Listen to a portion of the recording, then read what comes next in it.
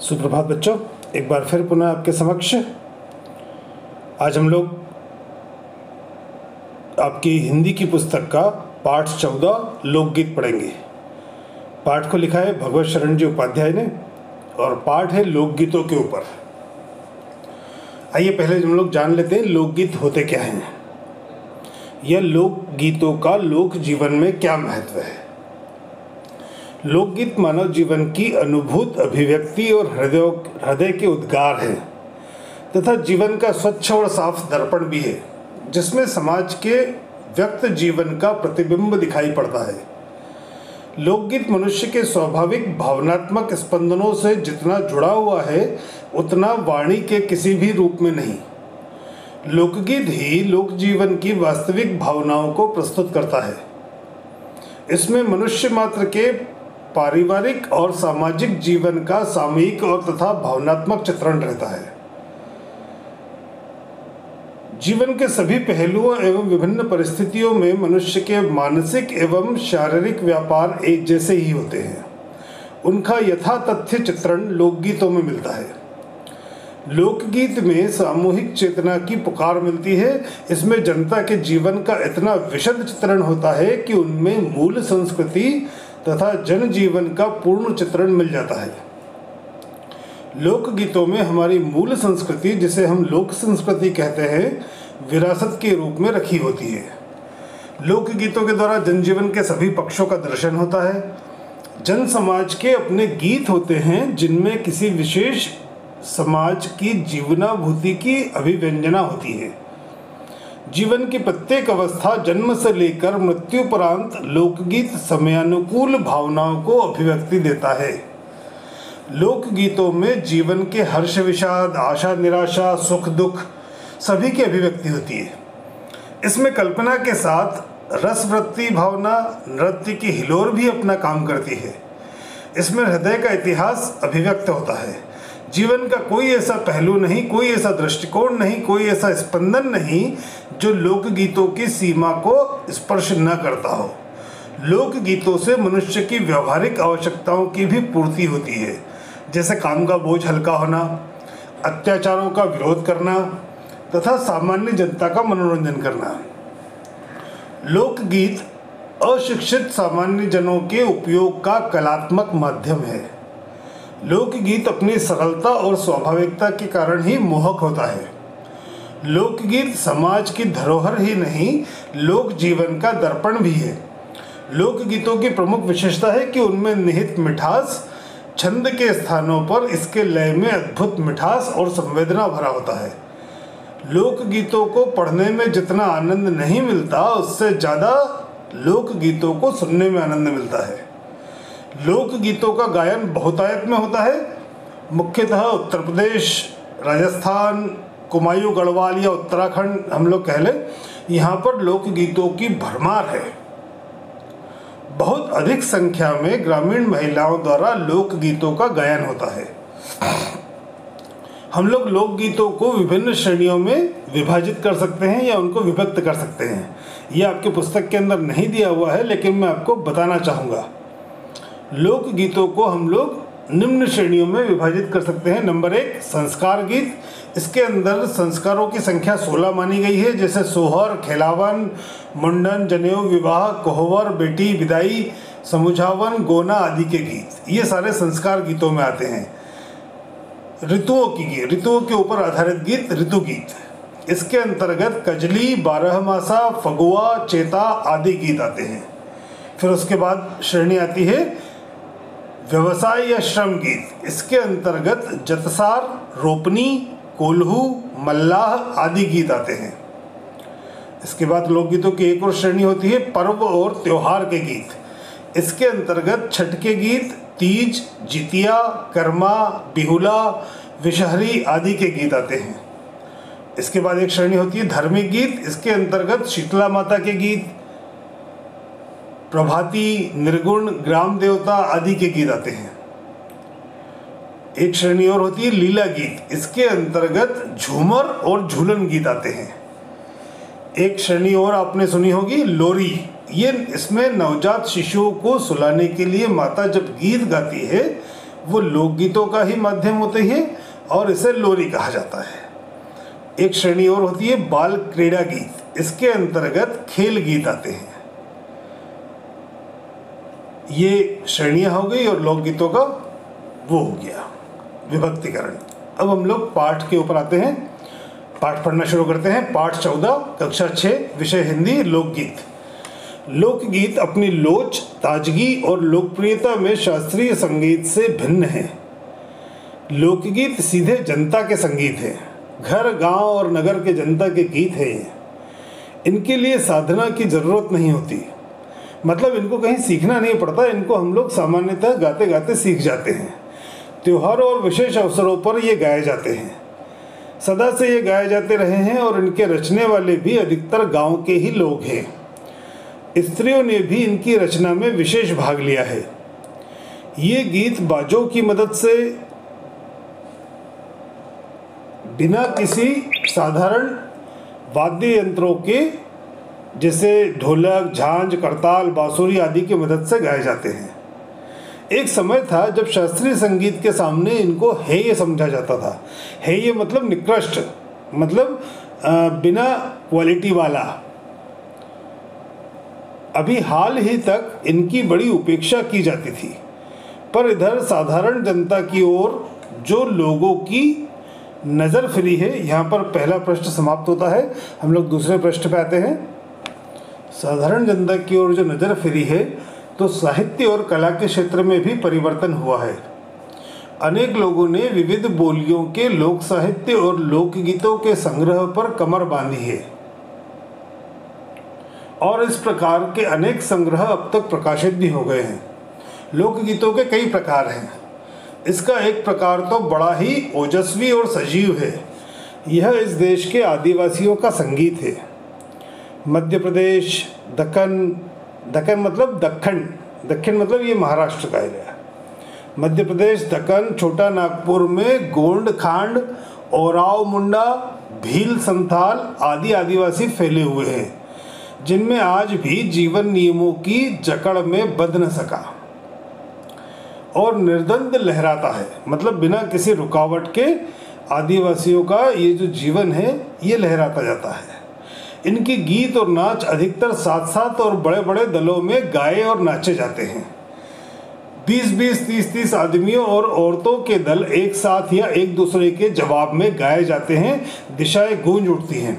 बच्चों, आपको तो आपने कभी सुना हो तो धार और झाबुआ जिले के अंदर होली के समय बहुत सारे लोकगीत गाए जाते हैं। उनका एक विशेष त्यौहार होता है, जिस त्योहारों में ये दल आते हैं और दल अपने अपने गाने गाते हैं। ये दल 20-20, 30-30 आदमी और औरतों का एक साथ होता है और एक जैसी इनकी वेशभूषा होती है।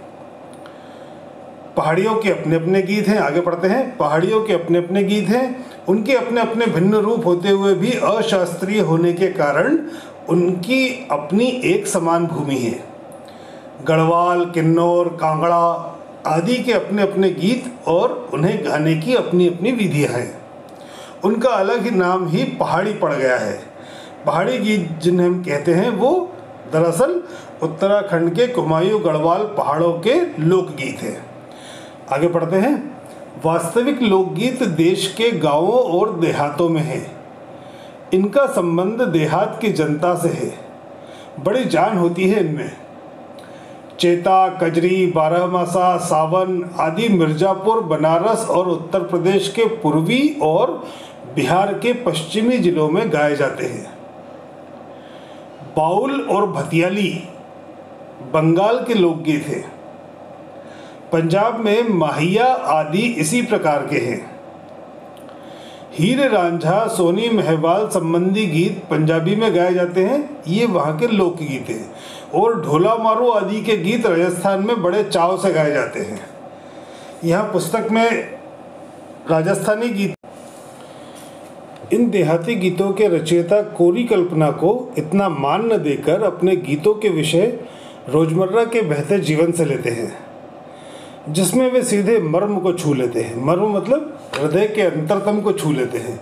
वो जो लोकगीत है वो दिल में बैठ जाते हैं। उनका राग भी साधारणतः पीलू, सारंग, दुर्गा, सावन, सोरठ आदि है। कहरवा, बिरहा, धोबिया आदि देहात में बहुत गाए जाते हैं और बड़ी भीड़ आकर्षित करते हैं। इनकी भाषा के संबंध में कहा जा चुका है कि ये सभी लोकगीत गांव और इलाकों की बोलियों में गाए जाते हैं। इसी कारण ये बड़े आह्लादकर और आनंददायक होते हैं। आह्लादकर मतलब मन को प्रसन्नता देने वाले। राग तो इन गीतों के आकर्षक होते ही हैं, इनकी समझे जा सकने वाली भाषा भी इनकी सफलता का कारण है। बच्चों, थोड़ा सा मैं आपको मध्य प्रदेश के बारे में बता दूं। मध्य प्रदेश में भी लोकगीत बहुलता से गाए जाते हैं। बुंदेलखंड के अंदर ओरछा जो क्षेत्र है, वहाँ पर आल्हा उदल दो भाई थे और दोनों बड़े वीर थे। उनकी वीरता के किस्सों को लोकगीतों में ढालकर बुंदेलखंड और उत्तर प्रदेश से जुड़ा हुआ इलाका, साथ ही साथ राजस्थान के भी कुछ क्षेत्रों के अंदर आल्हा उदल पे बने हुए लोकगीत रोज संध्या को गाने का रिवाज सा ही है। आज भी बुंदेलखंड क्षेत्र के अंदर आल्हा उदल गाते हुए शाम को बहुत सारे लोग मिलेंगे और इनके गीत जो आल्हा उदल की वीरता के ऊपर बनाए हुए हैं वे बड़े कर्णप्रिय एवं लयबद्ध हैं। यहाँ पर ये पृष्ठ समाप्त होता है। अगले पृष्ठ पे आते हैं हम लोग। अगला पृष्ठ है, भोजपुरी में करीब 30-40 वर्षों से विदेशिया का प्रचार हुआ है। गाने वालों के अनेक समूह इन्हें गाते हुए देहात में इधर उधर फिरते हैं मतलब घूमते हैं। उधर के जिलों में, विशेषकर बिहार में, विदेशिया से बढ़कर दूसरे गाने लोकप्रिय नहीं हैं। इन गीतों में अधिकतर रसिक प्रियों और प्रियाओं की बातें रहती हैं। परदेशी प्रेमी की जो परदेश में रह रहा है और इनसे करुणा और विरह का रस बरसता है। जंगल की जातियां आदि के भी दल गीत होते हैं जो अधिकतर बिरहा आदि में गाए जाते हैं। पुरुष एक ओर, स्त्रियां दूसरी ओर एक दूसरे के जवाब के रूप में दल बांधकर गीत गाते हैं और दिशाएं गुंजा देते हैं। पर इधर कुछ काल से इस प्रकार के दलीय गायन का हास हुआ है मतलब कमी हुई है। एक दूसरे प्रकार के बड़े लोकप्रिय गाने आल्हा के हैं। अधिकतर ये बुंदेलखंडी में गाए जाते हैं। आरंभ तो इनका चंदेल राजाओं के राजकवि जगनिक से माना जाता है, जिसने आल्हा उदल की वीरता का अपने महाकाव्य में बखान किया। पर निश्चय ही उसके छंद को लेकर जनबोली में उसके विषय को दूसरे देहाती कवियों ने भी समय समय पर अपने गीतों में उतारा और ये गीत हमारे गांव में आज भी बहुत प्रेम से गाए जाते हैं। अगले पृष्ठ पर आ गए हम लोग। इन्हें गाने वाले गांव-गांव ढोलक लिए फिरते हैं मतलब इधर उधर जाते हैं। इसी की सीमा पर उन गीतों का भी स्थान है जिन्हें नट रस्सियों पर खेल करते हुए गाते हैं।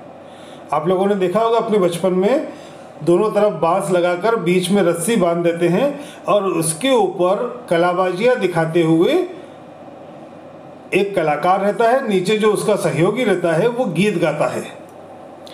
आगे पढ़ते हैं। अधिकतर ये गद्य पद्यात्मक हैं और इनके अपने बोल हैं। अनंत संख्या अपने देश में स्त्रियों के गीतों की है तो ये गीत भी लोकगीत ही, पर अधिकतर इन्हें औरतें ही गाती हैं। इन्हें सृजती भी अधिकतर वही है। सृजती मतलब संभालना और अपनी विरासत अपनी आगे आने वाली महिलाओं को देना। वैसे मर्द रचने वालों या गाने वालों की भी कमी नहीं है, पर इन गीतों का संबंध विशेषतः स्त्रियों से है। इस दृष्टि से भारत इस दिशा में सभी देशों से भिन्न है, क्योंकि संसार के अन्य देशों में स्त्रियों के अपने गीत मर्दों या जनगीतों से अलग और भिन्न नहीं है, मिले जुले ही हैं। त्योहार पर नदियों में नहाते समय के, नहाने जाते हुए राह में गाए जाने वाले गीत, विवाह के गीत, मटकोड़ के गीत, जोनार के गीत, संबंधियों के लिए प्रेम युक्त गालियों के भी गीत होते हैं। जन्म आदि अवसरों के अलग अलग गीत हैं जो स्त्रियां गाती हैं। इन अवसरों पर आज से ही नहीं बड़े, यहाँ पर प्रश्न समाप्त होता है, अगले प्रश्न पर आते हैं हम लोग। इन अवसरों पर कुछ आज से ही नहीं बड़े प्राचीन काल से वे गाती रही हैं। यहाँ पर नया प्रश्न शुरू हो रहा है। महाकवि कालिदास ने भी अपने ग्रंथों में उनके गीतों का हवाला दिया है। हवाला दिया है मतलब उनका संदर्भ दिया है। सोहर, बानी, सेहरा आदि उनके अनंत गानों में से कुछ हैं। वैसे तो 12 मासे पुरुषों के साथ साथ नारियां भी गाती हैं। एक विशेष बात यह है कि नारियों के गाने साधारणतः अकेले नहीं गाए जाते, दल बांधकर गाए जाते हैं। मतलब दल बांधकर मतलब समूह बनाकर गाए जाते हैं। 10 महिलाएं इस तरफ, 10 महिलाएं इस तरफ, ऐसे समूह बना लेते हैं। उसके बाद महिलाएं गाती है।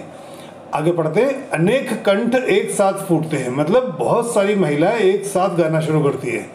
यद्यपि अधिकतर उनमें मेल नहीं होता, फिर भी त्योहारों और शुभ अवसरों पर वे बहुत ही भले लगते हैं। आपने देखा होगा शादी ब्याह के समय महिलाएं इकट्ठी होकर सोहर के गीत गाती हैं, शगुन के गीत गाती हैं, बन्ना बन्नी वाले गीत गाती हैं। ये सारे लोकगीत हैं। आगे पढ़ते हैं। गांव और नगरों में गायिकाएं भी होती हैं जो विवाह, जन्म आदि के अवसरों पर गाने के लिए बुलाई जाती हैं। सभी ऋतुओं में स्त्री उल्लासित होकर दल बांधकर गाती है। पर होली, बरसात की कजरी आदि तो उनकी अपनी चीज है जो सुनते ही बनती है। पूरब की बोलियों में अधिकतर मैथिली, कोकिल, विद्यापति के गीत गाए जाते हैं, पर सारे देश के कश्मीर से लेकर कन्याकुमारी और केरल तक और काठियावाड़, गुजरात, राजस्थान से उड़ीसा, आंध्र तक अपने अपने विद्यापति हैं। स्त्रियां ढोलक की मदद से गाती हैं। अधिकतर उनके गाने के साथ नाच का भी पुट होता है, मतलब उसमें कहीं न कहीं नाच गाने और नाच भी साथ में होता है। गुजरात का एक प्रकार का दलीय गायन गरबा है, जिसे विशेष विधि से घेरे में घूम घूम कर औरतें गाती हैं। साथ ही लकड़ियां भी बजाती जाती हैं जो बाजे का काम करती है। आपने देखा होगा महिलाओं के हाथ में गरबा करते समय डंडे होते हैं। उन डंडे को जब विशेष संगीत पर बजाया जाता है, उन्हें नियमित अंतराल पे, जो बाजे का काम करती है। इसमें नाच गान साथ चलते हैं। वस्तुतः गरबा यह नाच ही है। सभी प्रांतों में यह लोकप्रिय हो चला है आजकल। इसी प्रकार होली के अवसर पर ब्रज में रसिया चलता है, जिसे दल के लोग गाते हैं। स्त्रियां विशेष तौर पर गाती हैं। गांव के गीतों के वास्तव में अनंत प्रकार है। जीवन जहां इठला इठला कर लहराता है, वहां भला आनंद के स्रोतों की कमी हो सकती है। उद्दाम जीवन के ही वहां के अनंत संख्यक गाने प्रतीक है। लेखक हैं भगवत चरण उपाध्याय। लोकगीत पाठ यहीं पर समाप्त होता है। पाठ से संबंधित अभ्यास प्रश्न और प्रश्नोत्तर आपको PDF के रूप में प्राप्त होंगे। मेरी आपसे विनती है बच्चों कि अगर अपने आसपास या अपनी मम्मी से या अपने रिश्तेदारों से या अपने आस पड़ोस में पूछकर कोई भी 3 लोकगीत अपनी कॉपी में, फेयर कॉपी में लिखें और अपने शिक्षक से चेक करवाएं। आज का पाठ यहीं समाप्त होता है। धन्यवाद।